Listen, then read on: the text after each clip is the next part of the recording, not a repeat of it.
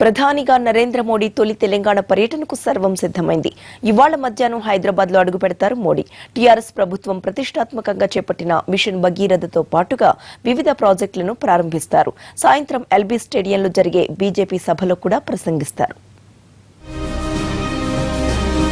ప్రధానమంత్రి పర్యటన కోసం అట్టహాసంగా ఏర్పాట్లు చేసింది తెలంగాణ ప్రభుత్వం. ఢిల్లీ నుంచి ప్రత్యేక విమానంలో బయలుదేరి మధ్యాహ్నం 2:20 హైదరాబాద్ బేగంపేట ఎయిర్పోర్టుకు చేరుకుంటారు. గవర్నర్, ముఖ్యమంత్రితో పాటు కేంద్ర మంత్రులు ఆయనకు స్వాగతం పలుకుతారు. బేగంపేట నుంచి 3 ప్రత్యేక హెలికాప్టర్లో మెదక్ జిల్లా బయలుదేరతారు. గజ్వేల్ నియోజకవర్గం కోమటిబండ గ్రామం చేరుకోవడంతో తెలంగాణలో మోడీ అధికారిక కార్యక్రమాలు ప్రారంభమవుతాయి. తెలంగాణ ప్రభుత్వం ప్రతిష్టాత్మకంగా చేపట్టిన మిషన్ భగీరథ పనులను మోడీ ప్రారంభిస్తారు.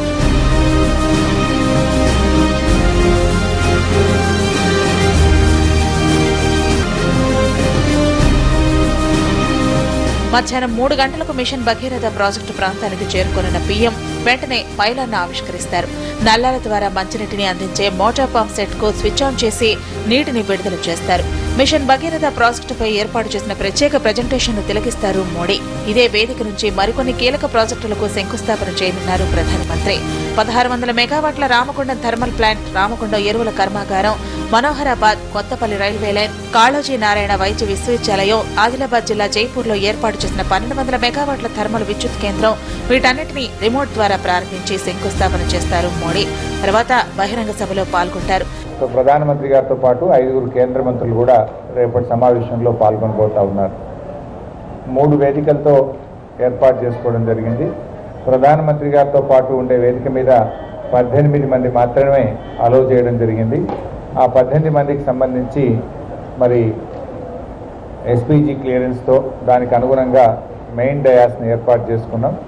డయాస్కు కుడి వైపున మరి గౌరవ పార్లమెంట్ సభ్యులు, శాసనసభ్యులు, శాసన మండలి సభ్యులు, జిల్లా పరిషత్ చైర్మన్లు, మేయర్లు, మరి ఇతర ముఖ్యులు, ప్రజాప్రతినిధులు కుడివైపున, ఎడం వైపున కేంద్ర రాష్ట్ర ప్రభుత్వ ఉన్నతాధికారుల కోసం, అదేవిధంగా హెచ్ఓడీస్ కోసం మరొక వేదికను కూడా ఏర్పాటు చేసుకోవడం జరిగింది.